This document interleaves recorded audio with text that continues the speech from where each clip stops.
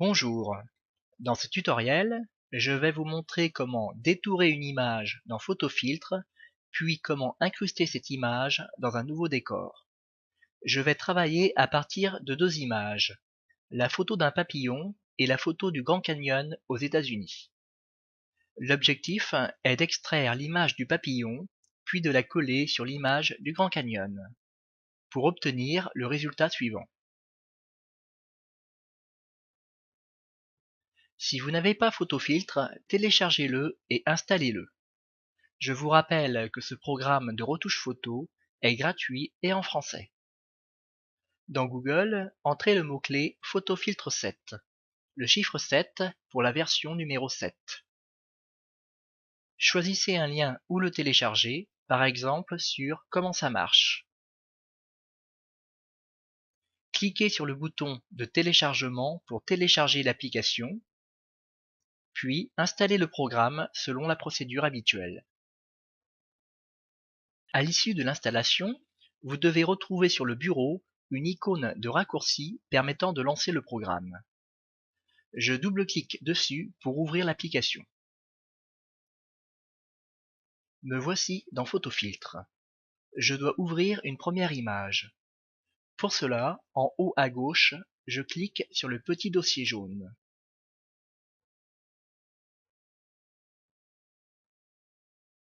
Je sélectionne l'image du papillon et je clique sur Ouvrir. La photo arrive dans l'espace de travail. À droite de l'écran se trouve la barre des outils. Je clique sur l'outil Lasso.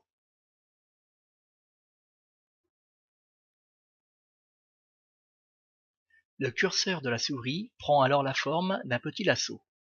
L'objectif est de détourer l'image du papillon à l'aide de cet outil. Pour cela, je maintiens enfoncé le bouton gauche de la souris et je dessine les contours du papillon.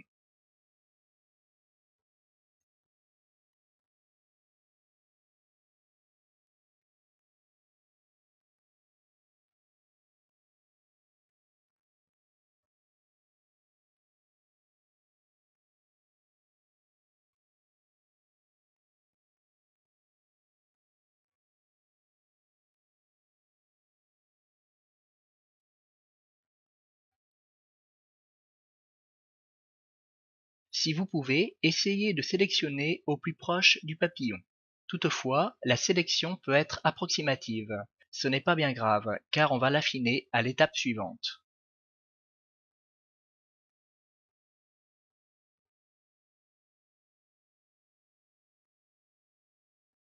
Pour terminer la sélection, vous devez contourner entièrement le papillon et revenir au point de départ.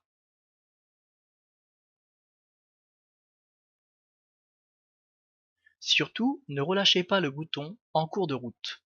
En cas d'erreur, appuyez sur les touches du clavier CTRL plus D, ce qui aura pour effet de supprimer la sélection active, et recommencez votre sélection depuis le début.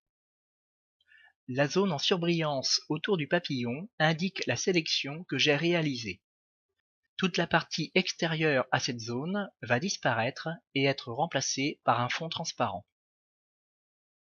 Étape suivante, je clique sur Édition, puis sur Détourage optimisé. Une nouvelle fenêtre s'ouvre dans laquelle je retrouve mon papillon. Je clique sur OK. Vous constatez que le fond extérieur à la sélection est remplacé par des damiers. Ces damiers indiquent que le fond est devenu transparent. Par contre, il reste encore des motifs à supprimer autour de l'insecte. Pour cela, nous allons utiliser l'outil Gomme. Je sélectionne donc l'outil Gomme dans la barre des outils.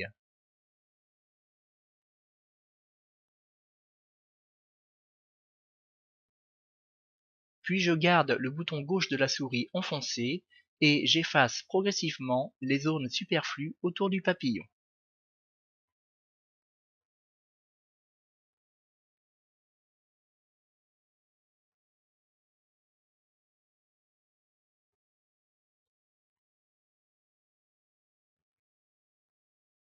À noter que cette étape est méticuleuse et demande un peu de patience. Pour les zones difficiles d'accès, comme les antennes, vous pouvez zoomer pour gagner en précision. Pour zoomer, cliquez au niveau du 100% et choisissez un rapport d'agrandissement, par exemple 300%. Dorénavant, c'est beaucoup plus facile de travailler.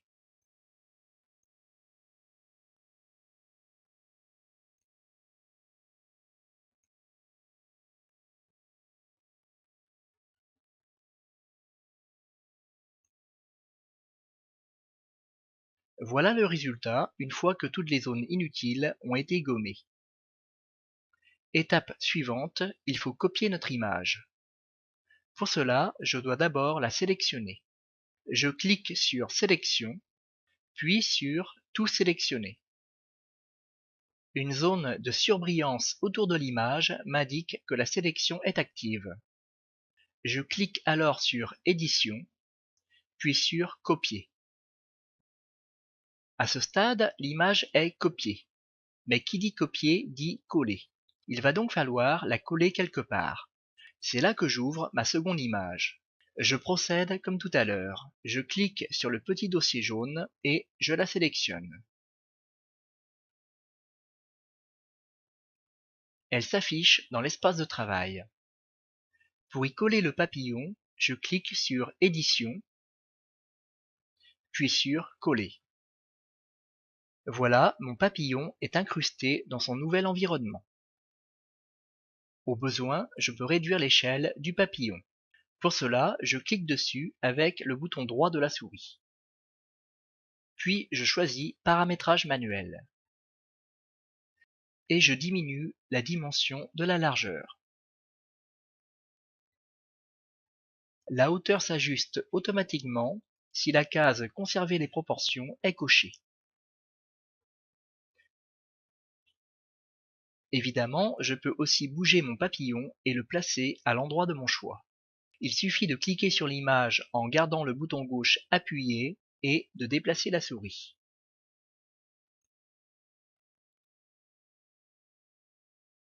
Dernière étape, il va falloir enregistrer le projet. Pour conserver les calques que vous voyez ici à gauche, il faut enregistrer au format natif de PhotoFiltre, c'est-à-dire au format PFI. Les calques permettent de séparer les deux objets, c'est-à-dire le Grand Canyon du papillon, et par conséquent de travailler sur l'un sans affecter l'autre. Cliquez sur Fichier, puis sur Enregistrer sous. Donnez un nom à votre travail, par exemple montage.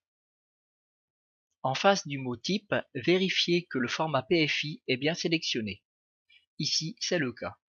En enregistrant sous ce format, vous pourrez modifier à loisir votre montage à n'importe quel moment. En plus, vous pouvez aussi enregistrer votre travail au format image. Le format image le plus répandu est le JPEG.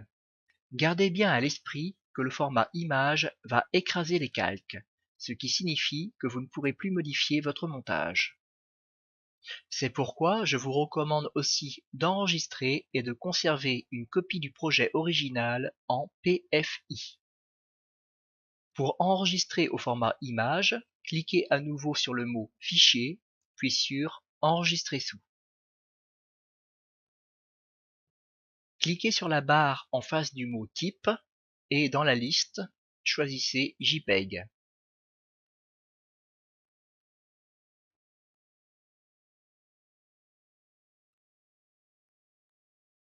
À l'issue de l'enregistrement, voici les deux fichiers que j'ai obtenus. À droite, le fichier qui porte l'extension PFI est le projet. Il comporte des calques et il peut être modifié. À gauche, le fichier qui porte l'extension en JPEG est une image et les calques ont été fusionnés. C'est ce fichier que vous utiliserez pour montrer, partager ou transmettre votre travail à des amis. Voilà, ce tutoriel est terminé. Je vous remercie de votre attention et à bientôt.